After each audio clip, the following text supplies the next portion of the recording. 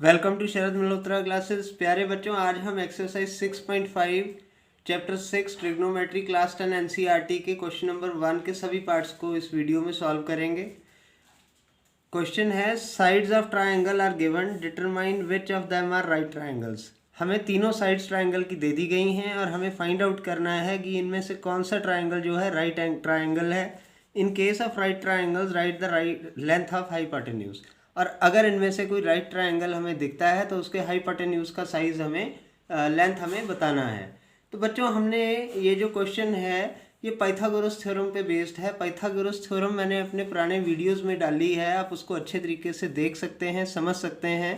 तो Pythagoras theorem के हिसाब से जो कहा जाता है, अगर मैं बड़े ब्रीफली समझाऊं कि हाइपोटेन्यूज को की लेंथ को अगर हम स्क्वायर करें वो बराबर होती है बेस और परपेंडिकुलर की लेंथ के स्क्वायर के एडिशन के बराबर, यानी P square plus B square is equal to H square. P is perpendicular, B जो बेस है और एच जो है हाइपोटेन्यूज है। तो पहला जो पार्ट है उसमें हमें जो है 7 सेंटीमीटर, 24 सेंटीमीटर और 25 सेंटीमीटर दिया हुआ है। इस चीज़ की मैं क्लैरिटी पहले ही करना चाहता हूँ कि सबसे बड़ी जो लेंथ होती है वो हाइपोटेन्यूज होती है, इसलिए हम 25 यहाँ पे सबसे बड़ा है, इसको एच की जगह हाइपोटेन्यूज की जगह डाल रहे हैं। तो 7 का स्क्वायर 49, 24 का स्क्वायर 576 और 25 का स्क्वायर 625। जब हम 49 और 576 को ऐड करेंगे तो 625 इज इक्वल टू 625, यानी कि LHS is equal to RHS आ जाएगी। तो यानी कि ये राइट ट्रायंगल है। तो हम लिखेंगे therefore the given sides make the right angle triangle with hypotenuse of 25 centimetre. तो ये फर्स्ट पार्ट था हमारा। आइए अब सेकंड पार्ट को देखते हैं। सेकंड पार्ट के अंदर बात हो रही है 3 सेंटीमीटर, 8 सेंटीमीटर एंड 6 सेंटीमीटर। तो the biggest side is 8 centimetre, जो सबसे बड़ी साइड है वो 8 सेंटीमीटर की है। तो 8 का स्क्वायर हो जाता है 64। तो हमारी जो थ्योरम के हिसाब से इक्वेशन बनेगी 3 square plus 6 square is equal to 8 square, यानी 9 प्लस 36 is equal to 64।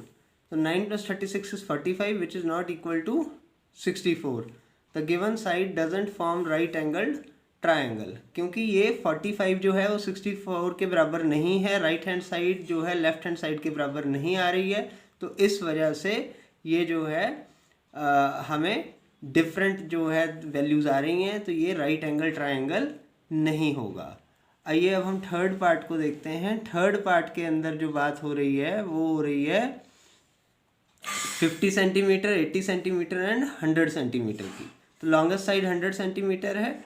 100 square is equal to 10,000 और 50 का स्क्वायर प्लस 80 का स्क्वायर जब हम करेंगे तो 50 का स्क्वायर 2500 आ जाता है और 80 का स्क्वायर जो है 6400 आ जाता है। तो 2500 प्लस 6400 इज इक्वल टू 10,000। तो इन दोनों को जब हम ऐड करते हैं तो इसका स्कोर आता है 8900, तो which is not equal to 10,000। अब ये देख लें, तो given sides of does not meet the criteria of Pythagoras theorem. हमने ये लिखा है, देखिए ये मैंने अलग अलग स्टेटमेंट इसलिए लिख दिए हैं आपको हर पार्ट के अंदर, ताकि जहाँ भी आपको जो स्टेटमेंट लिखना अच्छा लगे आप वैसे लिख सकते हैं। तो given sides does not meet the criteria of Pythagoras theorem, hence given side doesn't form the right angle triangle. हम इस तरीके से भी इसको लिख सकते हैं। जो फोर्थ पार्ट है इसका वो कहता है 13 सेंटीमीटर, 12 सेंटीमीटर और 5 सेंटीमीटर। तो लॉन्गेस्ट साइड इसमें 13 है, तो 13 का स्क्वायर इज इक्वल टू 169 होता है। 12 का स्क्वायर प्लस 5 का स्क्वायर यानी 144, 12 का स्क्वायर 144 हो गया और 5 का स्क्वायर जो है 25 हो गया। तो 144 प्लस 25 इज इक्वल टू 169। तो 169 is equal to 169. The given dimensions from the right angle triangle and hypotenuse is 13. तो जो given dimensions हैं वो हमें right angle triangle देता है और जो hypotenuse इसका है वो 13 सेंटीमीटर आता है। तो बच्चों अगर आप देखें इन सम्स को, बड़ा इजी सम्स है ये, इसको सॉल्व करना बड़ा ही आसान है। तो इस तरह के वीडियो लेकर मैं आपके सामने आता रहूँगा। आपकी जो भी प्रॉब्लम है, जहाँ पे भी जिस भी चैप्टर में मैथ्स को लेके कहीं भी प्रॉब्लम आती है तो आप कमेंट बॉक्स में लिख सकते हैं। मैं उसका वीडियो बनाकर आपके सोल्यूशन सॉल्व करने की, आपको सोल्यूशन देने की पूरी कोशिश करूँगा।